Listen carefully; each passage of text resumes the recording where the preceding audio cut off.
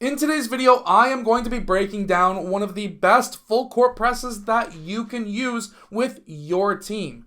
Let's get down, let's check this out, but really quickly, make sure to go check out my Deadly Defensive Strategies book that is down in the description below, which will help you trap a lot of teams at half court. And if you want a deadly half court defense, make sure to go check out my Unbeatable Basketball Zone Defense book that will trap the corners and basically double the low post and not leave anybody open, which is crazy. So let's get down, let's check out this press defense.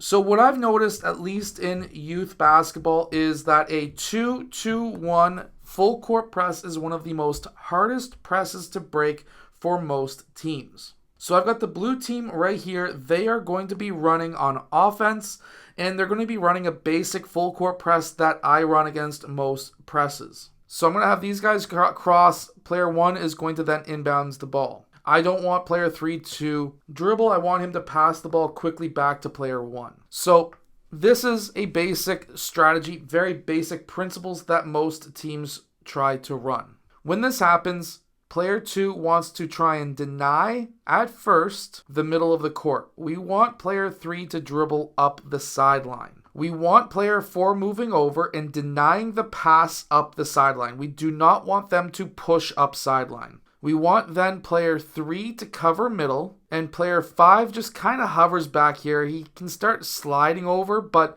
at the same time, we have to watch player 5 on the far side. This long pass is something we do not want to see happen. And then player 1 comes over. Basically, if player 3 passes to player 1 red needs to be risky and try to cut off that pass. If we can even tip it out of bounds, at least that stops the clock a little bit. Basically, they would have to reset with 1 or 2 seconds off of the shot clock if your league is running shot clocks. Up here, high schools run shot clocks.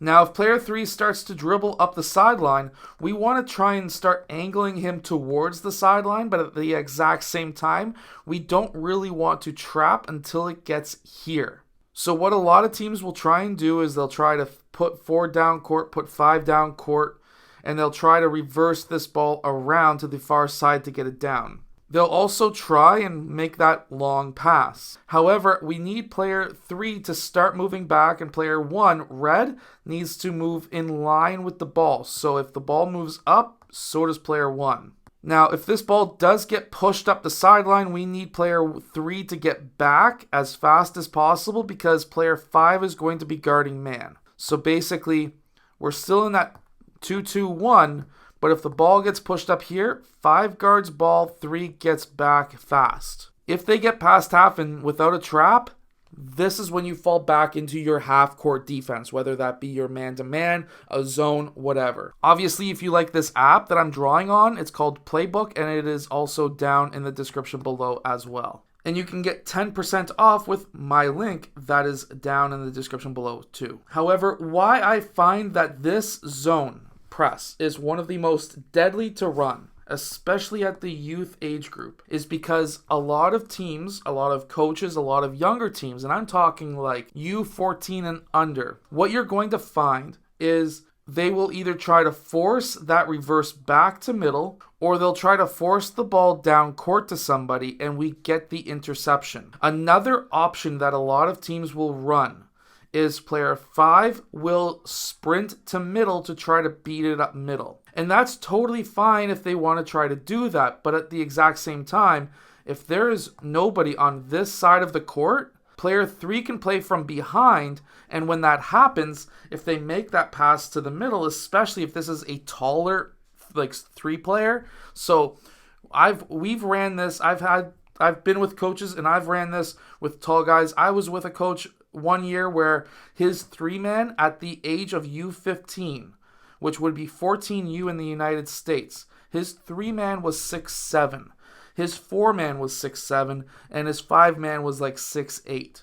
And anytime that pass tried to get to that middle, it was a quick interception over top and dunk. So what you're basically doing is you're throwing 4 players in the full court. You're basically slowing the other team down until they get to half, and then you want to trap in these corners right here.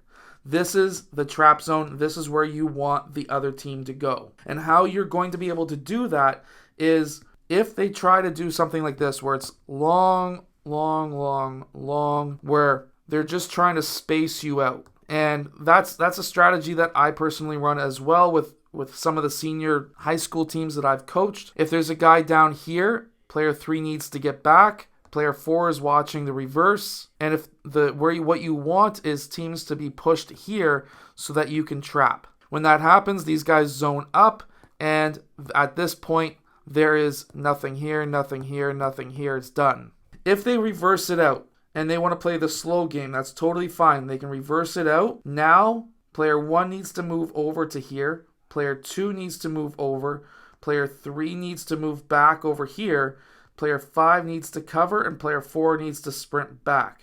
And all of this has to be done quick, because now, if they're trying to push up this sideline, if we can rotate fast enough, we can get these guys to be trapped yet again. The whole idea is just to create chaos up front, and then as soon as they get past half, they think they've won, but in the reality, they've lost. So it's almost like cat and mouse, where you're throwing everything but the kitchen sink up front, and then you're just trying to slow the other team down, make them waste a lot of shot clock time. Because remember, they only have like 8 seconds to get past half. If they can't do that, they're done.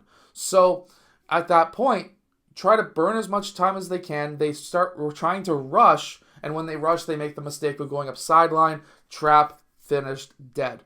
That's how you try to run this. Anyways, make sure to go check out my Deadly Defensive Strategies book that is down in the description below. Also, make sure to go check out the Unbeatable Zone Defense. That's a killer. A lot of people have won championships with it, so make sure to go check that out.